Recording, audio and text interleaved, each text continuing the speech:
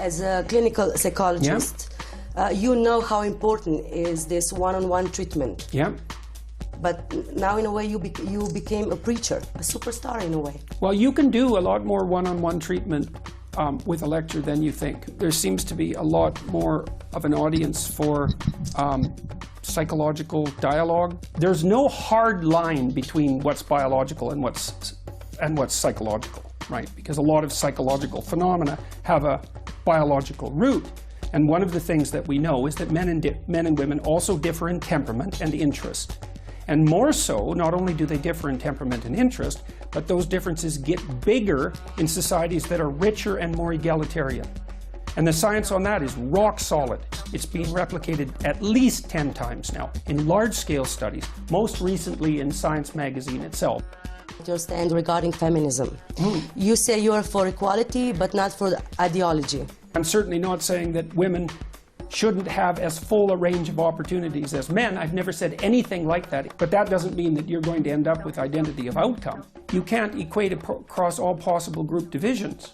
So here's the No, but for the same work, women should be paid the same. Who's going to decide if it's the same work? For the same job, like well, you're a professor at university. Yeah. Your female colleague should be paid the same if she's a professor at university. What if our publication rates differ? What if our teaching quality differs? You're a capitalist in a way, but you don't. There's no, not in a way. I'm definitely a You capitalist. are definitely 1% also? Yes. Well, so are you, by the way. How can we change the world then? I'm not 1%. Well, you are by world standards. It's, I don't agree with these standards. I haven't read it anywhere. Going back to feminism, why is it destroying the social order? Well, I don't know if feminism per se is, but there's a certain form of like radical collectivism on the left that's a threat to the social order, just like it has been for more than a century. If they would have kept their mitts off my free speech, I would have kept my mitts off their doctrine.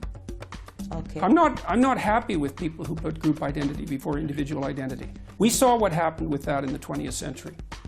We saw at least 100 million people killed because of that. I don't see any excuse. Left? Well, how many people do you think the communists killed? What about the radical right? How many people were killed in the Second World War? 120 million total in the Second World War. Okay. Right.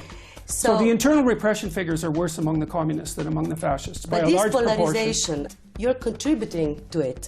Well, that's what the people on the radical left claim, but it's not true. I'm fundamentally concerned about the integrity of the individual and believe that the individual is the proper sovereign element of the state. The conservative types are more concerned with the maintenance of hierarchy and social tradition, but temperamentally, I'm not much of a conservative because I'm more on the creative end of the distribution, and that tends to tilt people towards liberalism.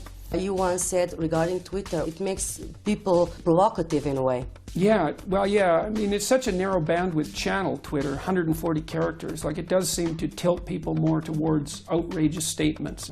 Do you have a Twitter account? Yes. You do? Yes. Okay. And I try to be careful with it, although I'm not always successful. You should be.